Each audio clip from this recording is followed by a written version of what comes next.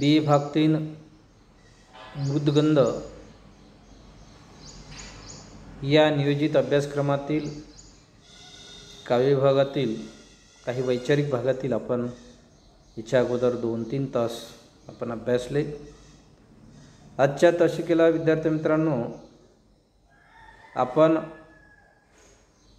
नारायण सुर्वे यांची विझता विझता स्वतःला ही कविता आज आपण अभ्यासणार आहोत।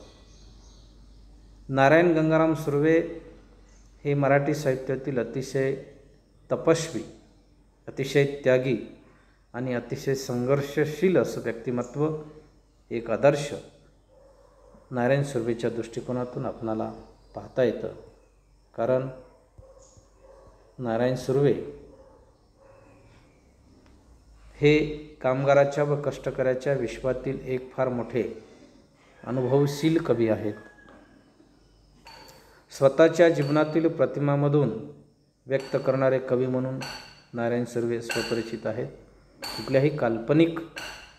कुठलाही कल्पनेचा बडेजा यांच्या काव्यसंग्रहाला किंवा लेखणीला नाही। गिरणी कामगार म्हणून काम करताना कामगाराचे दुःख कष्ट त्यांनी आपल्या कवितेतून स्व अनुभवातून मांडलेले आहे। त्यांचे ऐसागामी ब्रह्म, माझे विद्यापीठ, जाहीरनामा, नव्या माणसाचे आगमन आणि सनद इत्यादी कविता संग्रह प्रकाशित आहेत।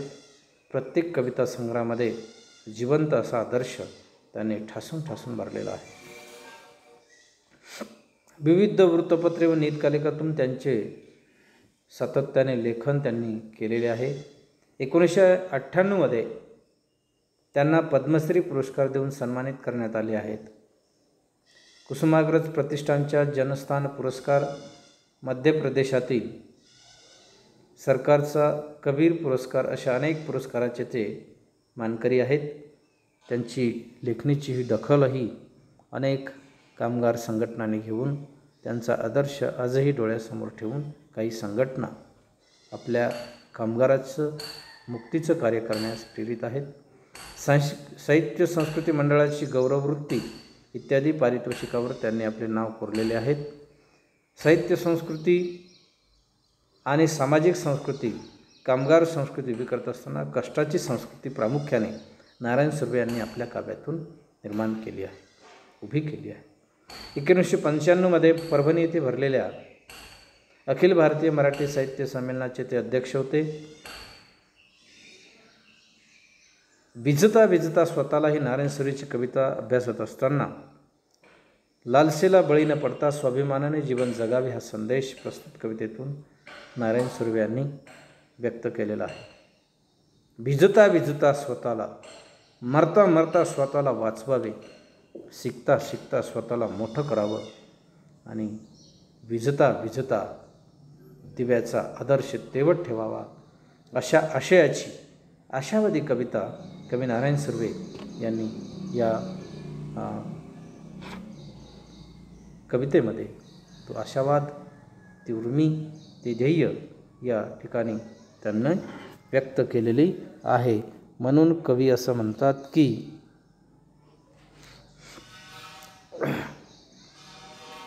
कुठलेही लालच, कुठल्याही फळाची अपेक्षा ठेवून, कुठलाही स्वार्थ ठेवून काम करू नये। निस्वार्थपणाने, निडरपणे न भीता, भयभीत होता कुणाच्याही दडपणाखाली काम करू नये, असा एक महत्त्वपूर्ण संदेश त्यांनी या पाठामध्ये दिलेला आहे। कवितेच्या अनुषंगाने आपणाला या ठिकाणी असं सांगता येईल की लालच याला बळी पडू नका, निस्वार्थ कार्य करा, स्वार्थी प्रवृत्ती ठेवू नका। म्हणून कवी असं म्हणतात की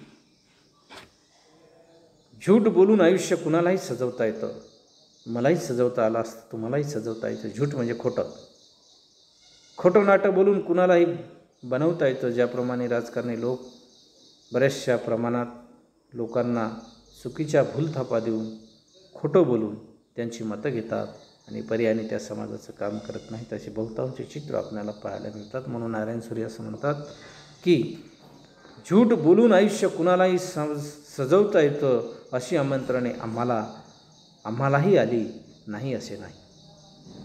आम्हालाही अशी संधी मिळाली खोटं बोलण्याची, परंतु आम्ही आयुष्यात कधी खोटं बोललो नाही. अशी आमंत्रणे आम्हालाही आली, परंतु आम्ही ती आमंत्रणे ही खोटी, झूट, स्वार्थी आमंत्रणे आम्ही कधीही स्वीकारली नाही. आम्हालाही आली नाही असे नाही, निश्चित आली, पण आम्ही ती स्वीकारली नाही.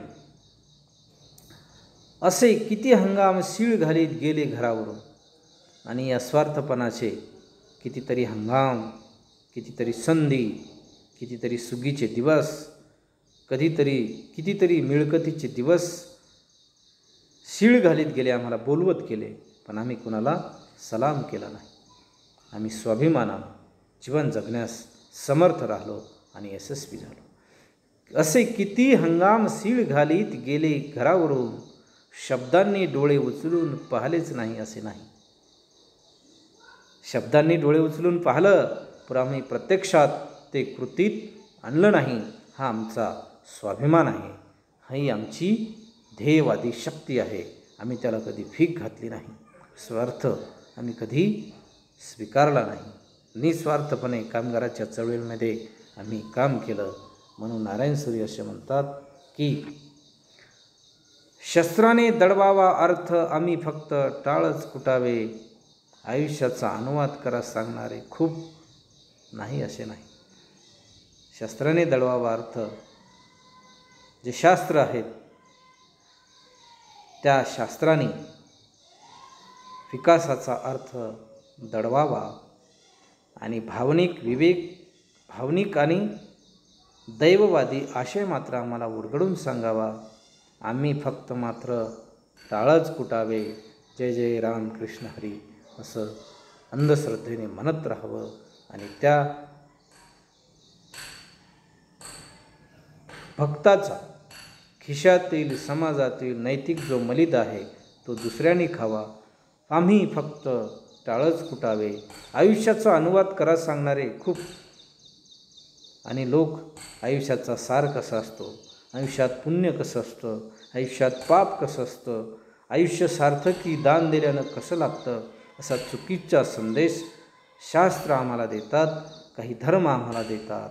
आणि गरिबाकडून, दारिद्र्याकडून त्याच्या दृढीतली भाकर, त्याच्या आयुष्यातलं कष्ट आणि त्याच्या कमावलेल्या 100-500 रुपयातले अर्धे पैसे कसे पळवले जातात याचा अनुवाद करून, त्याची दिशाभूल करून त्याच्याजवळून दान कसं घेतलं जातं, हा एक महत्त्वाचा संदेश त्यांनी या कवितेतून दिलेला आहे. आणि म्हणून मरता मरता, विजता विजता, शिकता शिकता, समाजसेवा करता करता स्वतःला माणसाने सावरलं पाहिजे, आदर्श घेतला पाहिजे. त्याशिवाय आपणाला सामाजिक योगदान किंवा विधायक असं काम आपल्याला या ठिकाणी करता येणार नाही. आयुष्याचा अनुवाद करण्यास सांगणारे खूप नाही असे नाहीत, आहेत, पण आम्ही तो अनुवाद केला नाही. आम्ही अनुवाद केला तो कष्टाचा, त्यागाचा आणि कृतीचा अनुवाद करून आम्ही मोठं झालेलो आहोत. तुम्हीही मोठं व्हावं ही अपेक्षा या कवितेतून कवी नारायण सुर्वे यांनी केलेली आहे. असे इमान विकत घेणारी दुकाने पाड्यावर, अशी इमान म्हणजे इमानदारी, प्रामाणिकपणा, सत्य, अशी ही भडव्यांची इमानदारीची दुकाने बेमानकीच्या नावाने चालत आहे. म्हणून नारायण सुर्वे त्यांना असं म्हणतात, असे विमान विकत घेणारी दुकाने पाड्यावर, डोकी गहाण टाकणारे महाभाग नाहीत असे नाही. डोके गहाण ठेवणारे महाभागही या समाजामध्ये भरपूर आहेत, आणि म्हणून ती डोकी गहाण ठेवणारे आम्ही नाही आहोत. आम्हाला ते जमणार नाहीत, आम्ही ते स्वीकारणार नाहीत असा सल्ला ते तुम्हा आम्हाला देतात. असे इमान विकत घेणारी दुकाने पाड्यावर राजकारणात आहेत, समाजकारणात आहेत, आर्थिक क्षेत्रात आहेत, शैक्षणिक क्षेत्रात आहेत, नाही असं नाही, पण आम्ही त्या दुकानावर कधीही गेलो नाही, जाणार नाही, आणि जाणारा अनुयायीसुद्धा आम्ही निर्माण करणार नाही असा महत्त्वपूर्ण इशारा ते नवतरुणांना आम्ही विजता विजता स्वतःला या कवितेतून नारायण सुर्वेंनी दिलेलं आहे. अशा बेईमान उजेडात एक वात जपून नेताना आणि या दारिद्र्याच्या आदर्शाची जिवंत प्रेरणा घेऊन आम्ही आमचा आयुष्याचा जो आदर्श आहे, जी ज्योत आहे, जी उजेडात एक वात जपून आम्ही पुढे नेत आहोत, आम्ही ती विजू दिली नाही. दारिद्र्यात आम्ही कधी लाचार झालो नाही, स्वार्थात आम्ही कधी बुडालो नाही आणि इमान आम्ही कधी विकलं नाही. तर आम्ही अशा बेमान उजेडात, अशा बेमान वातावरणामध्ये एक छोटीशी वात, या दिव्याची दिवा आम्ही असा समोर नेत आहोत आणि तो तेवत ठेवण्याची कुवत आमच्यात आहे. हा आदर्श आम्ही संपूर्ण मराठी साहित्याला नव्हेच तर संपूर्ण जगाला करून दिलेला आहे. विजता विजता स्वतःला सावरलेच नाही असे नाही, निश्चितच सावरले. त्या चरणाचा, शेवटच्या चरणाचा अर्थ असा होतं की विजता विजता स्वतःला सावरलेच नाही असे नाही, तर आम्ही निश्चित सावरले. आम्ही कुणाच्याही आहारी गेलो नाही, जाणार नाही, असा प्रचंड आत्मविश्वास कवी नारायण सुर्वे या कवितेमध्ये देतात. गेलो असे नाही. म्हणून पुन्हा आपल्याला असं म्हणता येईल की झूट बोलून आयुष्य कुणालाही सजवता येतं, अशी आमंत्रणे आम्हालाही आली नाही असे नाही. असे किती हंगाम सीळ घालीत गेले घरावरून, शब्दांनी डोळे उचलून पाहिलेच नाही असे नाही. शस्त्राने दडवावा अर्थ आम्ही फक्त टाळच कुटावे, आयुष्याचा अनुवाद करा सांगणारे खूप नाही असे नाहीत.